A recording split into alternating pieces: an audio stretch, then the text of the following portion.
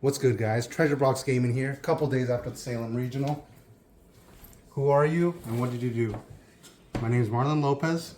I got 7th place at the Salem, Oregon Regional with Dragon Math Mech, or Tenpai Dragons. So we're just going to go into this. I'm just going to do the engine first. Yeah, so of course, like everybody else, we didn't test it all and built this deck the night before the regional. Yeah, clearly we didn't test like the whole week and week before that. No, not at all. We just built it the night before. And so we argued for like 7 hours straight about what staples we're going to play, and this is what we came down to. So yeah, the engine, 3 Pydra. I'm not going to explain what the cards do. Alright, so 3 Pydra, 3 Chandra, 2 Fadra, 3 of the Sangan Summoning, and 3 of the Sangan Kaiman. So that's all the main engine. It's pretty standard stuff. Yeah, this is basically the solved ratio. Yeah, maybe if you're playing Desires, maybe more the green guy. one, yeah. And then this kind of engine, the Magnumlet. I saw this guy a lot. 3 Fender for the non-engine, I guess. Yeah, that's kind of a controversial card pick. We didn't see too many other people on it, and the OCG was not playing it because, of course, Fender is banned over there. Yeah, and this card was crazy because we played a 3 Shifter. Yeah. And so our theory on it was just like put them on a simplified game state as much as possible, and then it's incredibly free to kill them with a singular engine card, even through Shifter. Mm-hmm. And then the only other hand tries to play were 3 Ash Blossom, 3 Emperor. They're just the best ones. They work under Shifter. We thought about playing other ones, but we chose to play some other power spells instead. Yeah, yeah. You could call this Board Breaker Tenpai Dragon. It goes very heavy on them. Kind of engine, kind of non-engine, 3 Prosperity. I was playing Desires at first, and then just I noticed it hurt the grind game a lot, or you'd like banish stuff that you need for later. So this was fine. It helped against the Runic matchup too, where you can dig for specific cards and just hold on to them. Yeah, and your full combo OTK does like 38k damage very easily, so you just don't have to worry about being cut in half. Like even cut in half, you can OTK over 4,000 attack monsters. Mm-hmm. And best card, 3 Regeki. Eli thought of this. He sold me on it, and it was insane all day. Yeah, the theory on this is just like good players are going to put their synchro monsters in defense position, so you're never going to get a chance to lightning storm their monsters.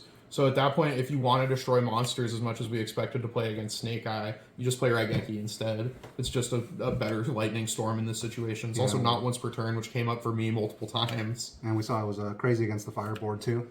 Yeah, it just completely clears their board. They might get back like a Doolittle Chimera or a Sunlight Wolf, which gives them a Promethean pop, but that doesn't mean anything really. Yeah, so 3 of those. And also under Shifter, it makes your game clears like that much easier.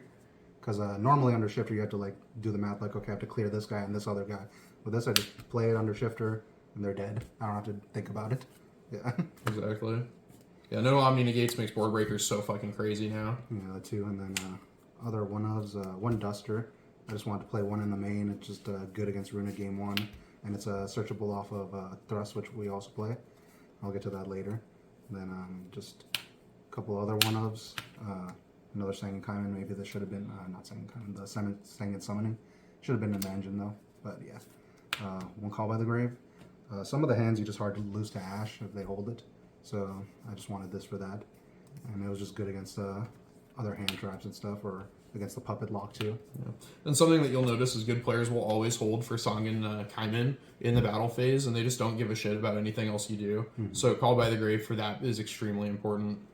Herald of the Abyss to search off a Thrust. We expected people to be playing the rank 1 Fuko card, so this outs it. And then we also expected people playing Pearly because we thought that deck was like really hard to kill without this card, because they can just wall up and they just don't die. And since you committed everything already, they just make another Pearly next turn or something and you die.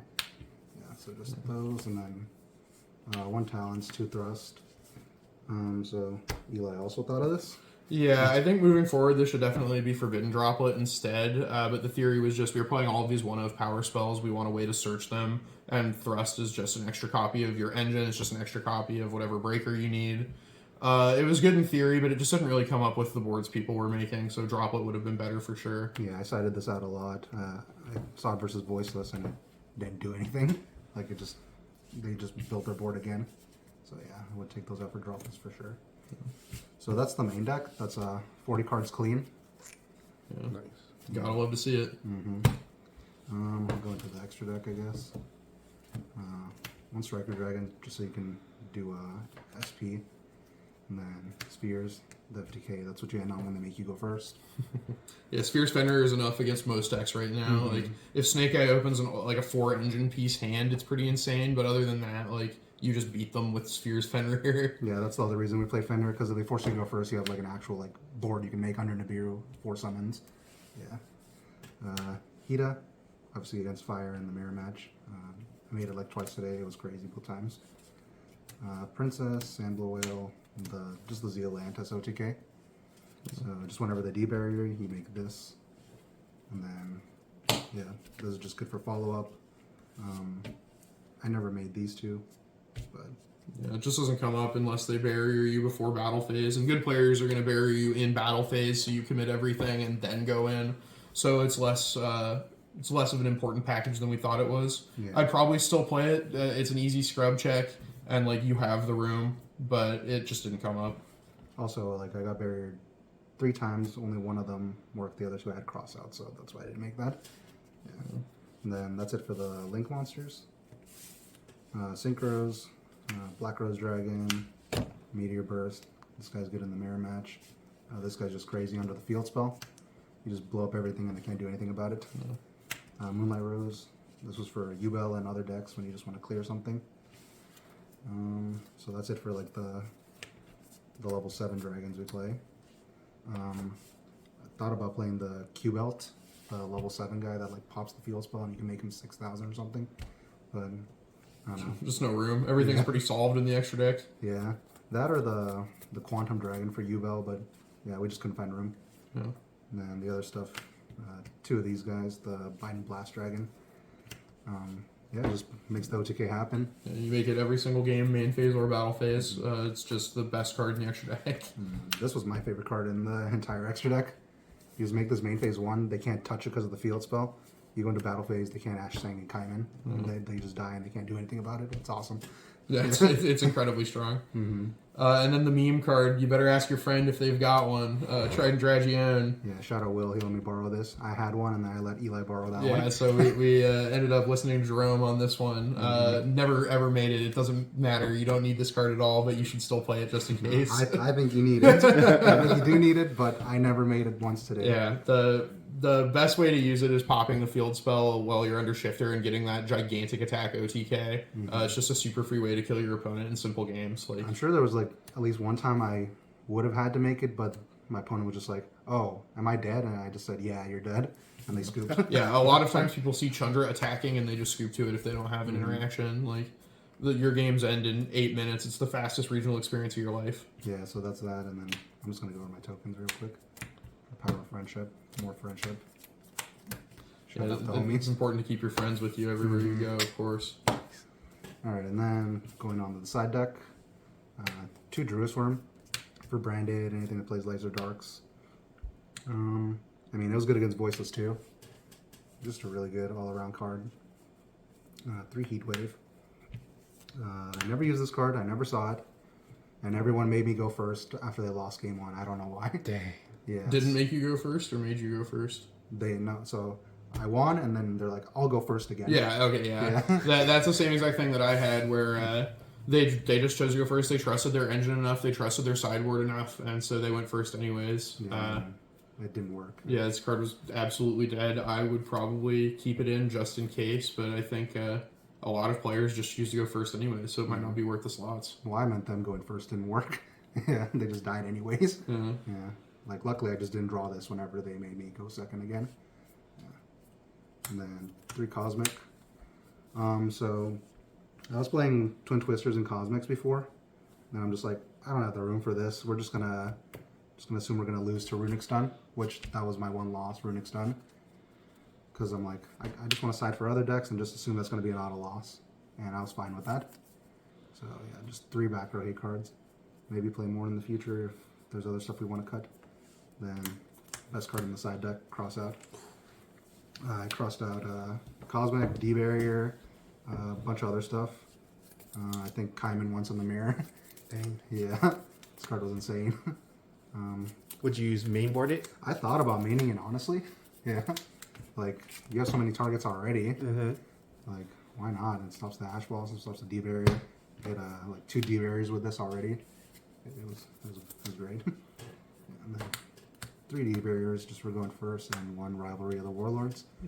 We've thought about maining this card. I think in the future we probably would. It's insane. It gives you another piece of an end board. I mean, you have to sacrifice that Fenrir, but that's honestly fine. And then inside games where you're planning on this card, trying to dig with Prost for it, you could even side Fenrir out. Mm-hmm. It's just an insane power trap that I think you definitely should mainboard in the future.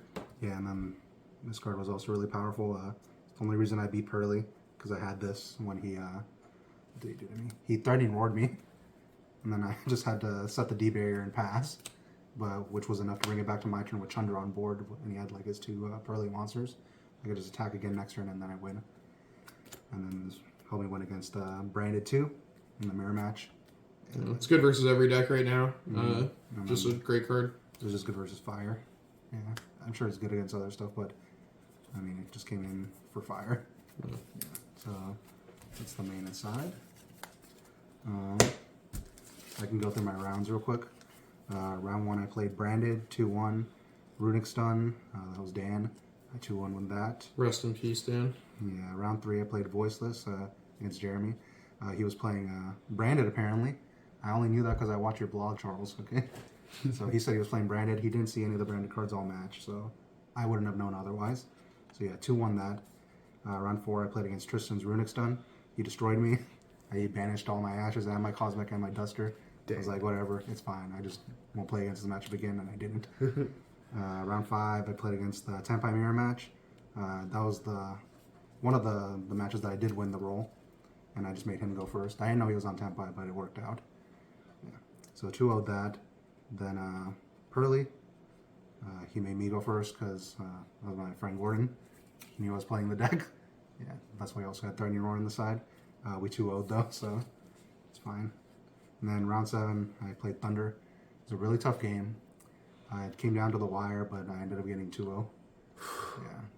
Shout out John and Eli. They know how that game went. Yeah, it was one of the most brutal beatings I've ever seen in my entire life. Don't let him lie to you. Yeah. You had to be there. Yeah, you had to be there. Okay, and shout outs Team Amoeba, you know, Will, Eli, Dan, Gordon, me. Treasure Box Gaming, Paco, Gio, I guess not Sam anymore, or John. Rest in peace. Georgie. Georgie also helped a little bit with the deck, right? He was like messaging me. Yeah, he and I talked back and forth quite a lot about different ideas and different pieces for the deck, and it definitely helped in our thought process. So big shout outs to Georgie. Yeah, shout out John Hamby, the biggest shout out. I sent him my deck list the night before and he said it was a fake deck. That's what he did when I topped it with Math Night. He told me it was a fake deck. Why are you going to play this? And top both times. Yeah. So I just need John to tell me my deck is shit every time and I will top. Yeah, start sending John my deck list. Yeah. Shout out to Matt Treves for being nice with Tenpai. Rigo for showing up. He definitely showed up. He was there. Judge Josh. He was there. He was there every round telling me, was it going good? It was. So, yeah, and that's it. All right, Treasure Box, signing out. Alright, please like and subscribe to Treasure Box Gaming. You forgot to put comment, bro.